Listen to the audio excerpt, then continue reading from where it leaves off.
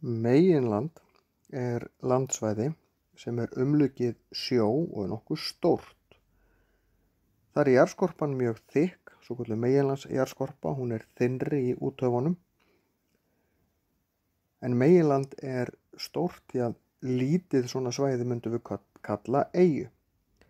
Stærsta meginlandið er það sem við köllum eiginlega Evrasía, sem er Evrópa og Asía saman. En Evrópa er í raun meginland og Asía, hvort við köllum það 1 eða 2, og svo er í raun Afrika tengd við þetta líka.